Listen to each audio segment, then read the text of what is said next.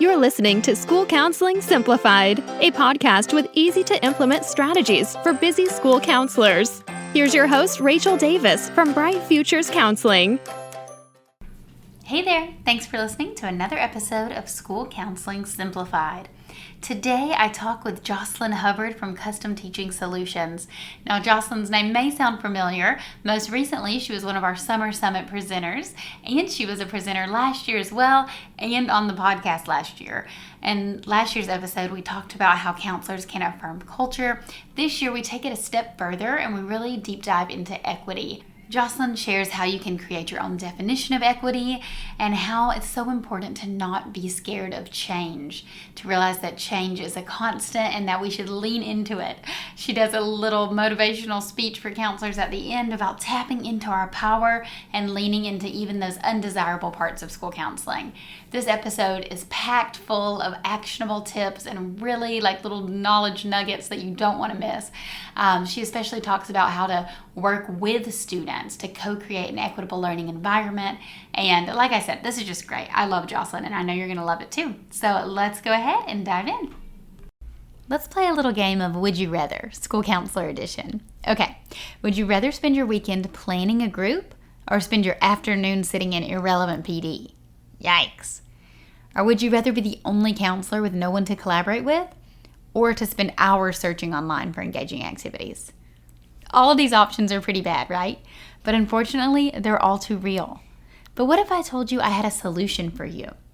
What if I told you I had access to hundreds of school counseling lessons, groups, and activities, counselor-specific trainings on the topics you need most, and a community of like-minded school counselors to support you? You would say, yes, please. Well, that is what Impact is all about. Impact is my monthly membership for school counselors, and it helps you with all of these things. You get access to hundreds of resources. That's unlimited free downloads. Log in and get what you need right away to every single resource that's in my store. We add new resources each and every month. We're adding a new middle school and elementary resource each month, and some of these are bonus Impact exclusives, meaning that you can get resources just for members. You can request resources that you need and easily search so you can find exactly what you're looking for. And let's talk about the trainings, counselor-specific trainings on the topics you need most. We do these each and every month as part of our Coffee with the Counselor series. Impact members get to join for absolutely free. You earn PD certificates and you get exclusive access to members-only things like the Ultimate Small Group Experience and our Summer Summit Conference. And the community. Y'all, this is possibly my favorite part of Impact. I so look forward to jumping on these calls, to getting to know counselors who are similar to me and also completely different. It's so fun to hear from your experiences and your challenges, and everyone brings a unique perspective to the table. We have an exclusive online community, and we even have a cool app where you can chat with other counselors in these community circles. We have our monthly calls, like I mentioned, twice a month, and we share wins, troubleshoot tough cases, and just talk about what it's like to be a counselor, because so often we're on our own island at our school sites. So if any of that sounds like it's for you, I would love to see you inside Impact. Go to stressfreeschoolcounseling.com/impact to solve all of your counselor problems. And I have a special offer for my listeners. Use code POD at checkout to save 10% off your first month. Okay, let's go to today's episode. Hi, Jocelyn. How are you? I am doing very well, Rachel. How are you? I'm doing very well also. I'm very excited to talk to you. Has been a year since I last spoke with you, almost to the day. And you were one of our Summer Summit presenters, which is right around the corner. So, well, I guess when this airs, it will have already happened. But as we're recording, it's right around the corner. So it's always good to chat with you and collaborate with you. Yay, I'm excited to talk. So fill us in, for those of you who don't, the listeners who don't yet know you, tell us a little bit about who you are and your background in education. Absolutely. I will start by restating my name, Jocelyn Hubbard. My pronouns are she, her. I am the founder and lead consultant for Custom Teaching Solutions and the host of the Culture Centered Classroom podcast. I've been in education, I feel like my whole life, right? Because like since I was in kindergarten, I wanted to be a teacher. And so I would force my siblings to learn things. But officially, it's been a little over 18 years that I've been in education, got my undergraduate degree from Miami University and then went on to get my master's and such. And I've had the opportunity to work in a number of different types of school districts that has really allowed some of the seeds that were connected to my purpose and my passion, which is to help people to develop cultural competency and figure out how to prioritize equity and to like teach through and to lead through, right, and to counsel through an equity lens. All of those experiences being in the classroom and then also being a literacy consultant and working with schools across the country has really led me to where I am now. I love it. I love it. I know. And last time we were talking about, your episode was all about how counselors can affirm culture. And so I want to know what you are up to since then. Like, what new things are you focusing on? Are you diving deep into the same stuff? Just kind of fill us in. Just take it away. We just love learning from you. Fantastic. So yes, the focus last year was around developing cultural competency and awareness. And this year, although the topic is not necessarily like equity, that is essentially what I'm talking about.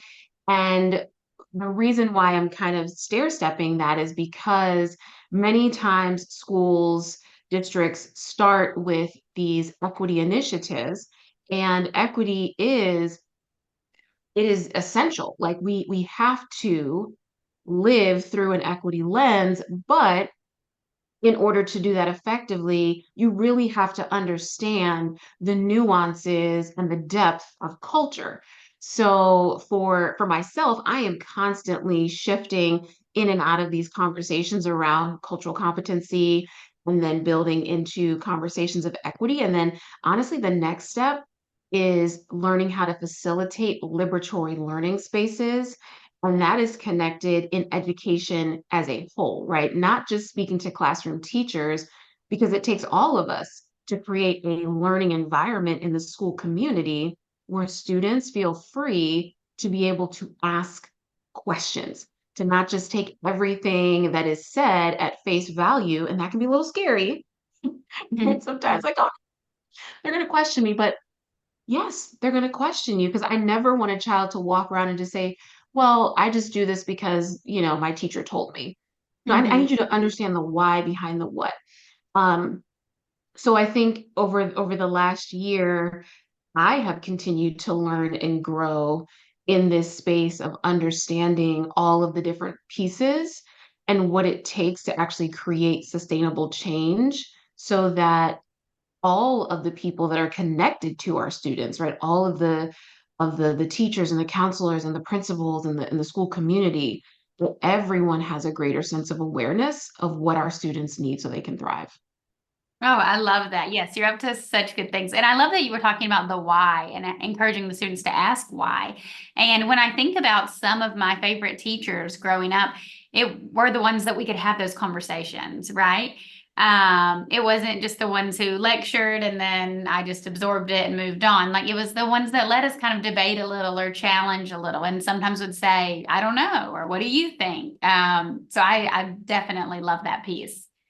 Yep. Let's talk about some practical things for counselors listening. So, in terms of that second stair step of equity, how can they provide like an equitable learning space? Let's say they're leading a small group. They have like 5 students in a small group on self-control or something. How can they make sure that they're providing an equitable learning space? Yes, great question. The first the first thing is to have a clear understanding of equity, to really define equity for yourself. There are a number of definitions out there, and I typically, when I'm leading workshops with educators, I pull in, 3, 4, 5 definitions throughout a workshop, and we grapple with those. Because just like I'm advocating for with our students, I never want you just take whatever I'm saying at face value. I want you to like get into the trenches and understand what equity actually means.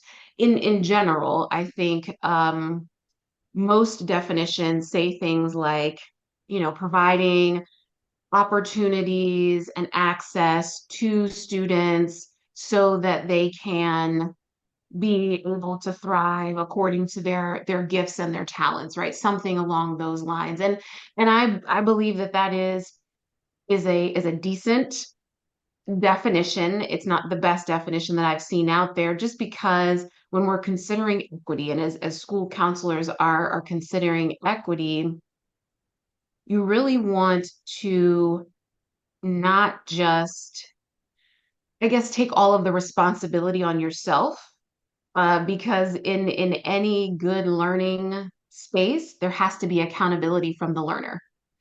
And so if you, as the counselor, are simply the one who's always handing out the resources and the quote opportunities, how are students ever going to learn how to research and discover and to be able to advocate for themselves?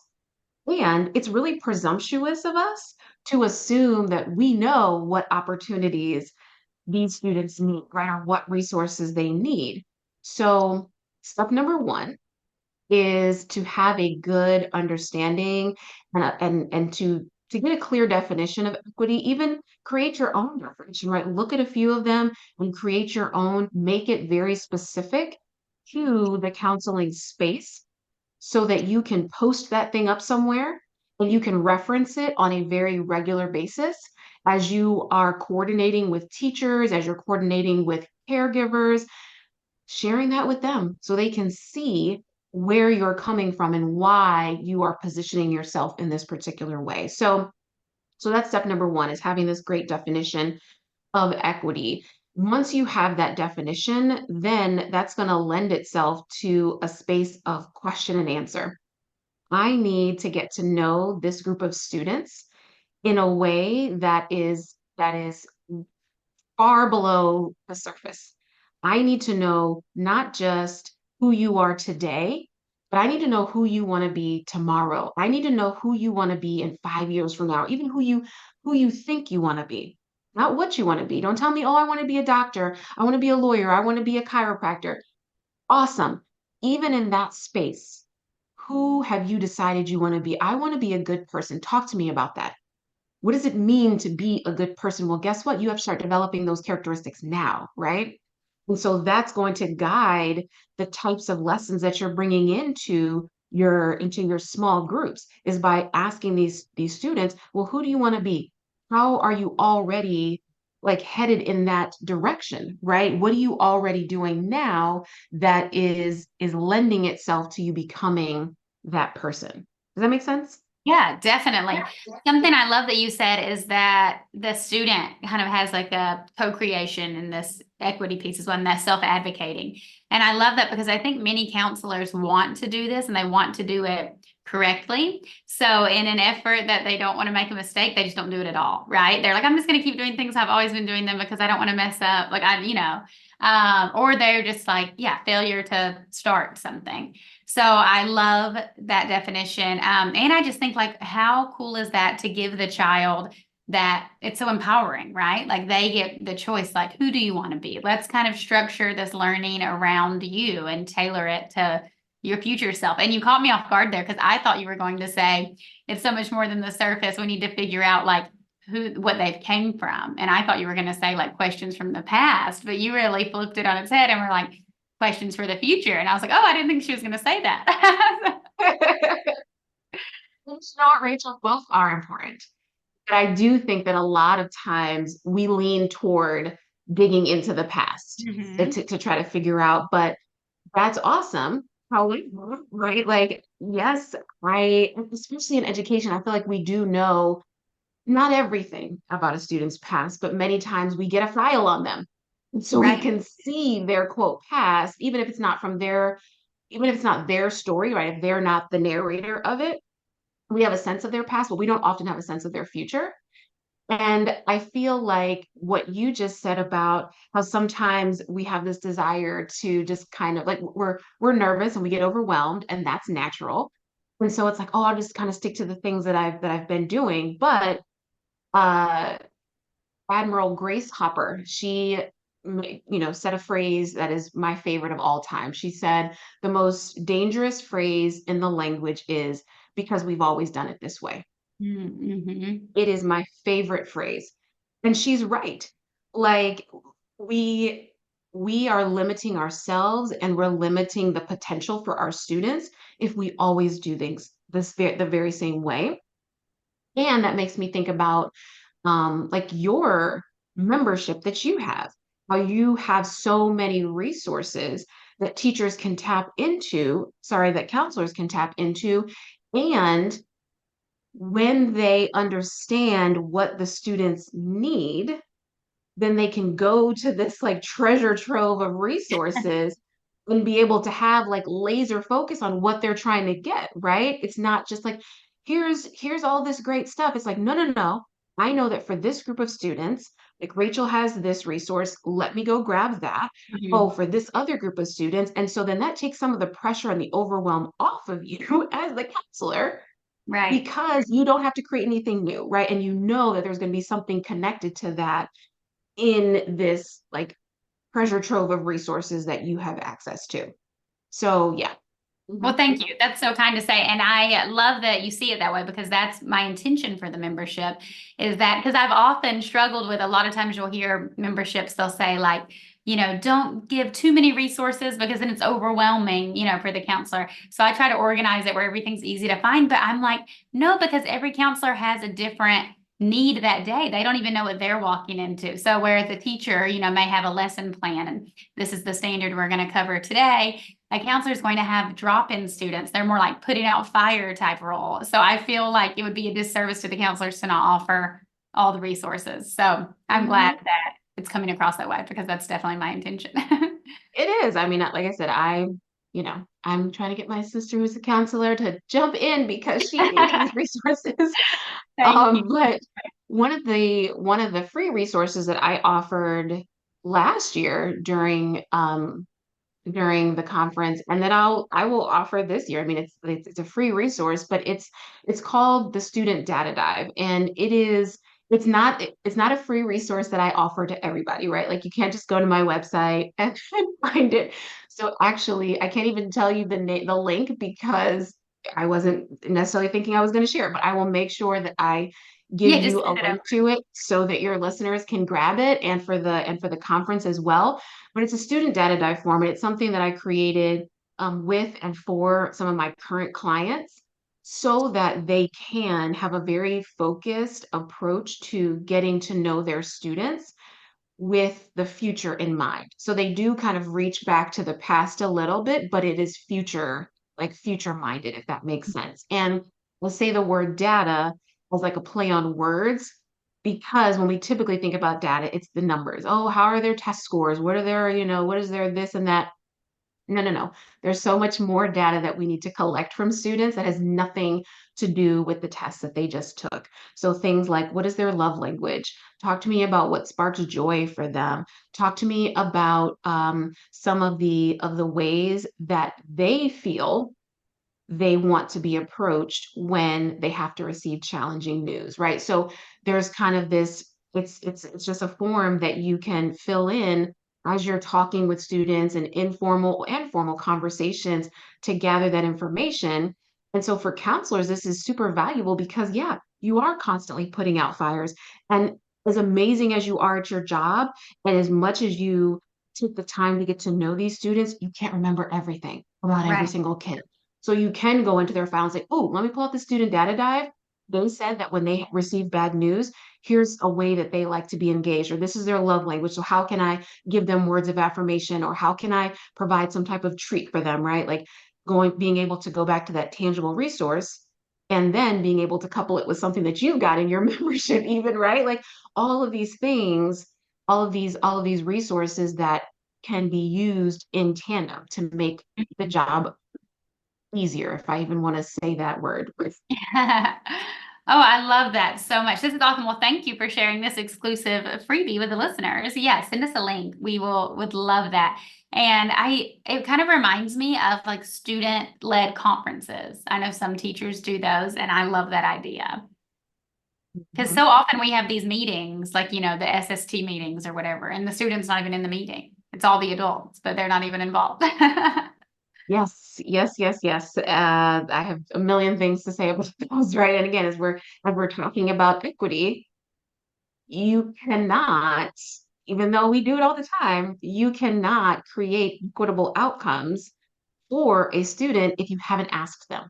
And Hmm. that's down to our youngest learners. I mean, I didn't share this in my intro per se, but I'm a mother of five biological children. My oldest is 12 and my baby is 3. So I have a really good sense of how challenging some conversations can be with younger students. But when I tell you that there are conversations I have with my 3-year-old that I am amazed at what she's either retained from previous conversation or the questions that she will ask me. I'm like, oh, I didn't know that you could even articulate that thing, but I'm glad that I opened up the space for it, right? So how can we create a space where we're saying we desire to have equitable outcomes and we're not asking students? It I'm makes so no glad sense. you said that because that was my next question was because a lot of the listeners are elementary school counselors. So I was going to ask if you had any suggestions for working with those younger kids. Maybe they're not even reading or writing yet. How can we engage them in the equitable outcomes? Yes. So just for the listeners, my kids are 12, 10, 8, 5, and 3. So you get a good range here of like preschool all the way up to upper elementary, and then my 12-year-old is in junior high now. But there are so many things that you all are already doing. So I want to encourage you to do some reflection and think about some of the strategies that have been successful in the past. That's always where I want to start because sometimes people are like, I'm at capacity. I don't have the room to like learn something new or hear something new. Okay, fine. Don't start with anything new just yet. I want you to sit and reflect, whether you're driving in the car or whether you are, actually sitting down journaling or something. Reflect back on all of the strategies that you have used with students who are either younger than the space where traditionally they are reading or writing, or some of your students that are nonverbal, because we do have a range of students right there on the spectrum and other things. And so I think one of the most powerful resources is art. How can you partner with an art teacher? And when we think about the arts in general, how are we using some of those mediums to connect with students and get a sense of their emotions? Using coloring pages, right? These are things that you are likely already doing. Using music, my youngest kids, right? My 3-year-old, my 5-year-old, they know what songs they like. And they will ask me to play certain songs when we are in the car driving home from school because, oh, well, I'm in a happy mood today. Oh, I'm sad. I want to hear this song. And so, how are we using other mediums to allow students to be able to express themselves and say that this is frustrating? Or to say, hey, is there a song that connects with how you are feeling about something that's coming your way soon? So I love using the arts as often as we possibly can and getting a sense, obviously, like from caregivers, if that's at all possible, and asking them, like, hey, what are some ways that you communicate with your child? How do they express themselves to you? Because I want to copy that if it's effective, right? I want to be able to use that same strategy and be able to communicate with your child, with your student. I feel like really partnering with the caregiver community is such an underused resource. And now for elementary, a lot of times caregivers are much more responsive. They're much more like, yes, I will show up versus middle school and high school. So really tapping into that and showing parents that this is a partnership, because I know talking with some of my, my friends or some of my like family members, they are intimidated to Hmm. go into the school to talk to people, not just the teachers, but to talk to the school counselors too. They're like, oh my gosh, I don't know what they're going to say to me. They're going to tell me I'm doing it wrong, right? Because they're thinking, oh, this is a counselor. They're going to see through me that I'm a fraud, I'm a bad parent, or it's like, no, calm down. This is really a partnership. talk to me about what lights your student up. Talk to me about this and that. So I feel like that is a second strategy that I would use, right? The first is to really tap into the arts, because as we're thinking again about equity, one of my favorite definitions, and I wish I had pulled this out, but I don't want to turn around, but just for those that are listening, Dr. Goldie Muhammad, she has written a couple of books. Um, she has written Unearthing Joy and Cultivating Genius. And in Unearthing Joy, she defines equity in one of the ways that I am most on board with. And so in her like definition of equity, she wants us to really get an understanding of each student's unique genius and joy, to get a sense of their talents, because everyone is not a genius in the same way. And that is one of the spaces where tapping into the arts is going to allow these kids to see that, oh, I don't have to communicate in the same way as everybody else. Or for them to see that when I cannot communicate this way, because when we get so angry, right, or we get so sad, sometimes we're not able to verbalize. So how else can I express myself? And then partnering with the caregiver community to show them and say, hey, no, this is really a partnership. Talk to me about the genius of your kid. I'm not talking about the numbers, right? I want to know, how do you see the genius in them? Because I want to tap into that. Oh, I love that. That's so good. The genius and the joy, you said. Yeah, Yes. that like the addition, in addition to the love language, I feel like if we could find out those three things of each student, that would be very powerful. Mhm. It really That's would. great. So are you still doing like live trainings at school districts? Have you been sharing all this with teachers around the country and everything?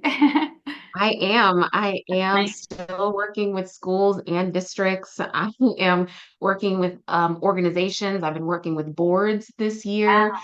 So really just kind of branching out into some different spaces. But, of course, my heart is still in schools and in districts, working with teachers and counselors and instructional coaches and principals. I've been running a couple of cohorts this year, which has been really fun. So I've been running a leadership cohort for principals. I've got 11 principals in the cohort currently.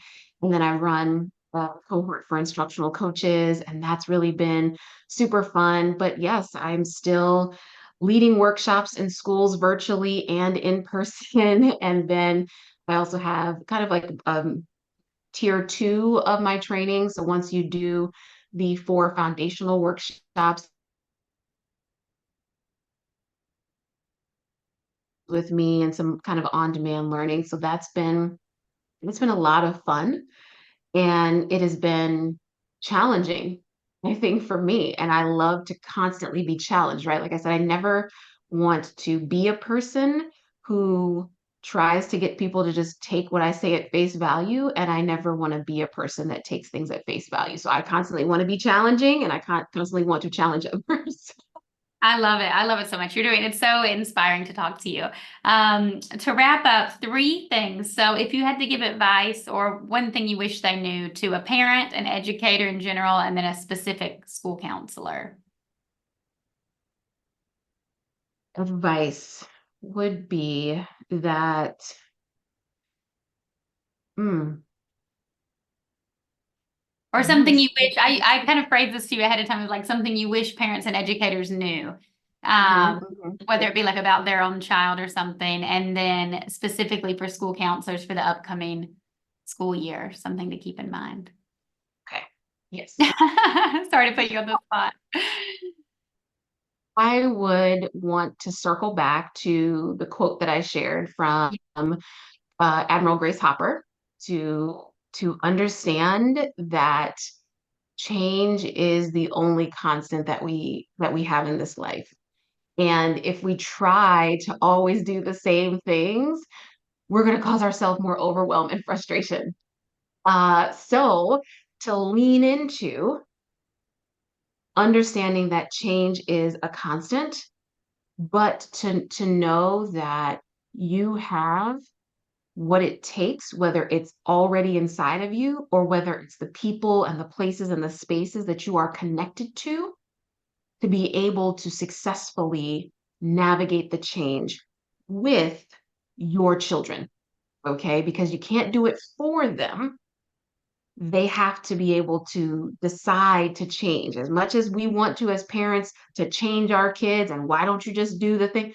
And no one operates that way, right? Like, it is not your job to change your kids. And I know that might prickle some feathers or whatever the phrase might be, but your job as a parent is to inspire your kids by answering the questions, by putting them in some spaces that are going to make them feel uncomfortable, but are not going to be unsafe, because there's a difference. They're going to put them in these uncomfortable spaces where they're going to have to say, "Ooh, do I believe that? Why do I believe that? How can I learn more about this?" Right? And so I feel like that is my advice for parents and teachers, but really it's even the same for school counselors. And I want to just encourage school counselors to really step into their power. Counselors are in such a unique and powerful position. And I know that sometimes it doesn't feel that way, right? Because you may be thrown into situations where it's like, oh, you're going to go be a test coordinator. That's actually not what I signed up for here. That's not my job. Even in that role, even in that space, how can you help people to see the humanity behind the testing situation? How can you help them to see how we can tap into our students' like actual needs to manage their social and emotional needs in this situation that's going to likely bring about a lot of anxiety? So you are amazing and you have power and agency. So step into it and use it. Oh, so good. What a great way to end the podcast. Thank you so much. It's always such a joy to talk to you. Where can the listeners find you if they want to connect and check out some things that you offer? They can find me on Instagram if they are teacher grammars or counselor grammars. I'm on Instagram. My handle is I Teach Custom. They can also go to my website, which is Custom Teaching Solutions. And from that website, you can pretty much connect with me in any way. You can access my podcast, you can access other free resources or information about workshops that I am leading, and reach me via email. Awesome. Thank you so much for your time. Like I said, this was great. I know the counselors are going to love it. Yay. Thanks, Rachel. Thanks for listening to School Counseling Simplified. You can find the links from today's episode in the show notes. If you'd like to connect with Rachel, she's on Instagram and Teachers Pay Teachers at Bright Futures Counseling. Be sure to subscribe to the podcast so you don't miss any episodes of School Counseling Simplified. Talk to you next week.